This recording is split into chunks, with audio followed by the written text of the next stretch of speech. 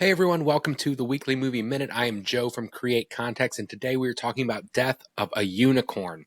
Alex Sharfman's directorial debut, Death of a Unicorn, is a funny and fantastical dissent against Big Pharma. The framing and marketing material make the film seem like kind of just another monster movie, only this time the monster is a magical unicorn who was tragically struck like a deer in the road. As the film progresses, though, it becomes clear that the real villains are those who wish to profit off the unicorn and everyone that's willing to pay for a piece of that magic. Paul Rudd and Jenna Ortega lead this film, and unfortunately, they are the least interesting characters of the bunch. The film really comes alive when we meet the Leopolds, a family of wealthy big pharma billionaires who have made their fortune off the misfortune of others. When opportunity by way of a magical unicorn knocks, the Leopolds are quick to answer, searching for whatever way they can to profit off this massive discovery.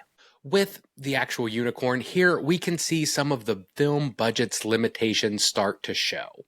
Obviously, a unicorn is going to be CGI, but this CGI unicorn doesn't look great, nor do the various other unicorns that show up later in the film. This is a small quibble, though, as Death of a Unicorn is less of a spectacle and really more of a thought piece. The idea of unicorns, mythical creatures with great powers, is actually a fantastic analogy for this film's main themes. We often call profitable startup businesses unicorns as it's so rare for a startup to be profitable. While Death of a Unicorn doesn't specifically deal with startups, it does deal with some incredibly wealthy people, people who have made their entire fortune by hiking up the price of life-saving prescription drugs. This is not rare, but it gives the Leopold family a sense of entitlement that they are entirely undeserving of. They not only fail to see the error of their business practices, but they, in turn, believe they are doing this great service to mankind, a service they can continue with this new discovery of an endangered species. Paul Rudd and Jenna Ortega's characters come into the mix as a way of trying to break down the barriers of the Leopold family. Rudd is an attorney attempting to work with the Leopold family for financial gain. His motivations are stated as solely for the betterment of his family. This one contract, bending his morals just a little bit, will set him and his daughter financially for decades to come. But what we soon learn is his arc and motivations are eerily similar to those of the Leopold family. He is just too blinded by his ambition to see it. Jenna Ortega's character, Ridley, which may or may not be a nod to Ridley Scott, is the only person pure enough to see through everything. She knows the Leopold family isn't doing some great service to humanity. They are just lining their pockets off the illness of the American population. And her father is not out to better their life, he's out to better his career, to be someone important. This analogy is clear from the onset of the film, but it doesn't always work. Paul Rudd's character Elliot is so underdeveloped that he rarely feels like a real person. This is kind of a problem with Paul Rudd in a lot of movies, I feel. He is essentially just the same character Paul Rudd plays in every movie. He's funny, he's not the brightest, but he's still an extremely lovable, goofy guy. And Ortega is doing the same thing she always does.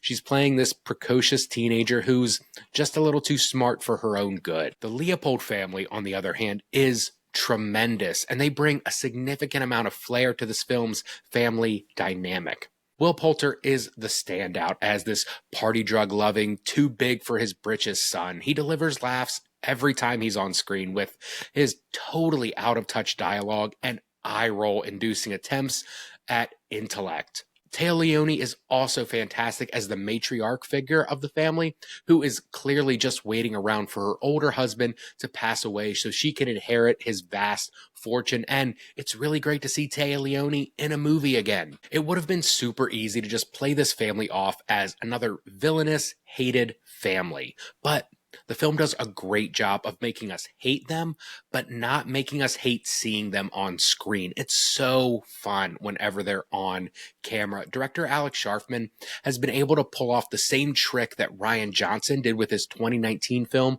Knives Out. He's created a despicable family, one we are all actively rooting against, but still makes them a blast to see on screen. These characters, though, they wouldn't work if Death of a Unicorn didn't have a great hook, keeping the audience engaged. Fortunately, this absurd plotline of killing a unicorn, it actually really works, and the script is paced fantastically well. We never linger too long on any one plot beat. As soon as the unicorn is hit by the car, we're right in the Leopold's house. Once the Leopolds learn of the unicorn's existence, we're quickly seeing how they're going to use this discovery for profit, and as soon as that plot starts to wear out its welcome, the film comes back to life with the emergence of new unicorns, and it turns into this quasi-monster movie. It's a tough balance between overstuffed and slowly paced that Death of a Unicorn treads tremendously. It all works, and it all works surprisingly well. One of the bigger problems I have with big concept movies like this, things that delve into the fantastical but try to stay grounding, is that they often struggle to find their footing. Death of a Unicorn has something to say. It has a big idea and a big theme, but it doesn't sacrifice a fun movie to reveal those themes. You can watch it as just a fun family dynamic film like a Knives Out or a monster movie, and you can enjoy that film either way.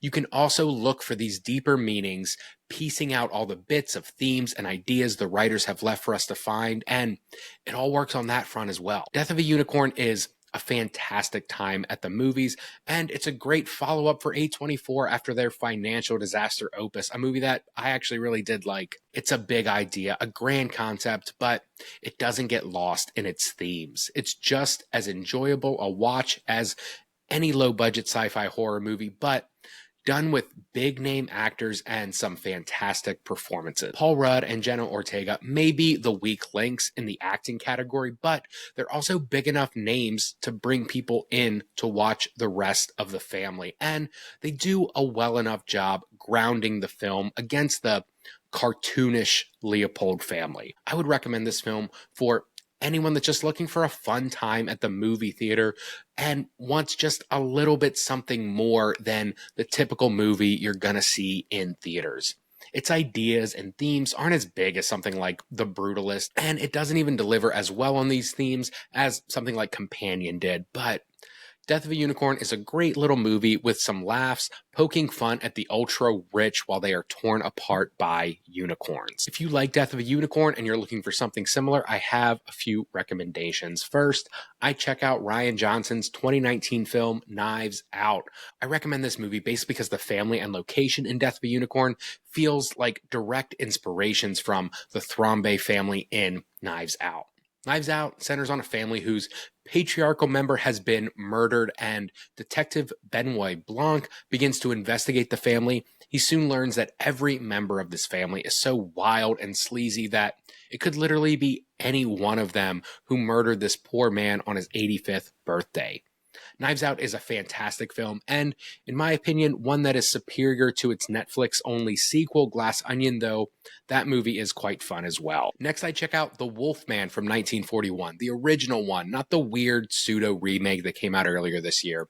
The original film is a classic story, and you can see a lot of that DNA in this film, Death of a Unicorn, mainly in the monster movie aspects. The original Wolfman was one of several Universal monster movie properties at the time that they were just cranking out, but that original Wolfman movie, from the initial attack from a werewolf, to the tension rising in the small town that the Wolfman's residing in, to the final killing blow that the Wolfman receives, they're all classic images that honestly, to this day, still haven't been beat. Lastly, I check out a film called Seeking a Friend for the End of the World. This is a 2012 drama comedy starring Steve Carell and Keira Knightley, directed by Lorene Scafaria. Like Death of a Unicorn, it's a high-concept comedy, but one that deals with an impending meteor set to strike Earth and take out all living creatures in 3 weeks' time. Steve Carell is quickly abandoned by his wife after they hear the news, and he finds something he's been longing for in his next-door neighbor, Penny, played by Keira Knightley. He finds a friend. It's a sweet and bitingly funny movie about human behavior, and it feels like a really good companion piece to Death of a Unicorn. Rather than showing how only the wealthy elite get to live. In Seeking a Friend for the End of the World, we get to see how normal people would live if there were no consequences for their actions, while following these two leads that actually have a lot of chemistry on screen and seek to be good even though they know that their efforts are in vain. Thank you so much for hanging out at the Weekly Movie Minute. Again, I'm Joe from Create Context. If you like this, please give us a subscribe. That'd be super cool. And I'll see you guys next time.